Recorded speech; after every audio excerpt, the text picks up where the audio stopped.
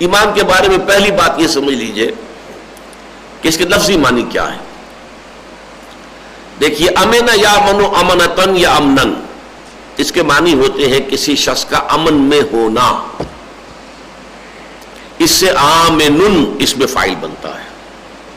آمنین محلقین رؤوسکم ومقصرین لا تخافون، تم لازماً عمرہ کرو گے اور داخل ہوگے مسجد حرام میں پورے امن کے اندر، کوئی خوف نہیں ہوگا، کوئی اندیشہ نہیں ہوگا. اسی سے باب افعال میں بنتا ہے ایمان. آمن یؤمن ایمانن، اس کے معنی کسی کو امن دینا. اس سے اس میں فاعل ہے مومن. مومن کے لفظی معنی ہوں گے امن دینے والا.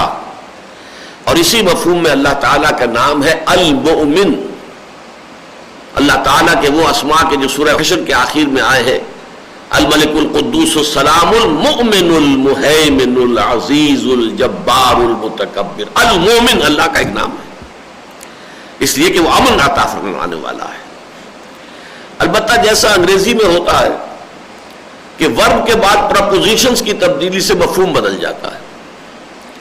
ٹو گیو اس کا ایک مفہوم ہے جو سب جانتے ہیں، لیکن ٹو گیو ان ہتھیار ڈال دینا،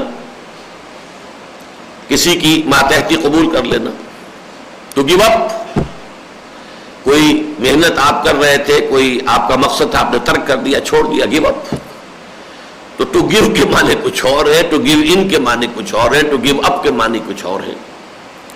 عربی میں اتنا زمین و آسمان کا فرق تو واقع نہیں ہوتا ہے، اس لیے کہ جو روٹ ہوتی ہے جس سے کہ الفاظ، جیسے ایک درخت کی جڑ ہے، اس سے تنا اور پھر شاخیں اور پھر پتے، لیکن ہر پتے کا تعلق جڑ کے ساتھ قائم رہے گا. اسی طرح عربی زبان میں تو روٹ جو ہے 3 لیٹرڈ روٹ، اس سے جو بھی لفظ نکلیں گے ان کا تعلق قائم رہے گا اس روٹ کے ساتھ، لیکن بہرحال مفہوم داخل اس کے اندر بدلتا ہے. تو ایمان کے ساتھ اگر لفظ با آ جائے، حرف با، آمنا بے، یا لام آ جائے آمنا لہو، اس کے معنی کسی کی تصدیق کرنا.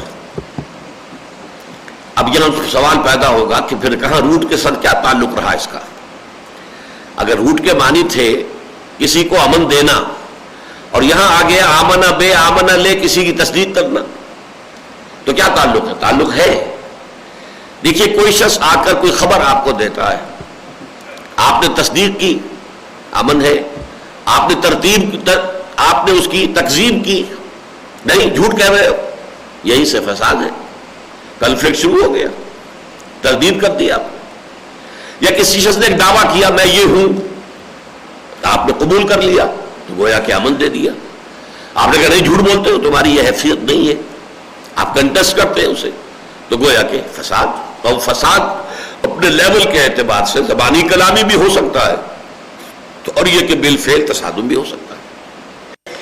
تو یہ لفظ کے معنی جو ہے اگر آپ نے سمجھ لیے تو ایمان کہتے ہیں اصل میں تصدیق بما جاء بہ النبی صلی اللہ علیہ وسلم، ان تمام باتوں کی تصدیق کرنا جو لے کر آئے ہیں محمد الرسول اللہ صلی اللہ علیہ وسلم. یہ ایمان ہے.